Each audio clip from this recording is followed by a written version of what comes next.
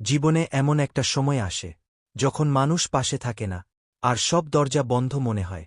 একজন গরিব মানুষ ঠিক এমনই সময়ে আল্লাহর কাছে শুধু একটাই দোয়া করেছিল, হে আল্লাহ, আমার নিয়তটা ঠিক রাখুন। পরদিন সে রিজিকের খোঁজে বের হল। পকেটে টাকা নেই, কিন্তু অন্তরে বিশ্বাস ছিল। হঠাৎ রাস্তায় সে একটা সোনার চুড়ি পরে থাকতে দেখল। মনের ভেতর যুদ্ধ শুরু হল। এইটা বিক্রি করলে কষ্ট শেষ হবে। কিন্তু সে থেমে গেল, আর বল, মানুষ না দেখলেও আল্লাহ দেখছেন। সে চুড়ির মালিক খুঁজে বের করল। একজন নারী কাঁদতে কাঁদতে বলল, এটাই ছিল আমার শেষ সম্বল। সেদিন সে টাকা পেল না, কিন্তু পেল একটা দোয়া। আর সেই দোয়ার বদলায় আল্লাহ তাকে দিলেন হালাল রিজিক আর অন্তরের শান্তি। মনে রেখো, রিজিক আল্লাহর হাতে, পরীক্ষা নিয়তের উপর, আর সফলতা আসে ধৈর্যে। নিয়ত ঠিক থাকলে আল্লাহ কখনো পথ বন্ধ রাখেন না।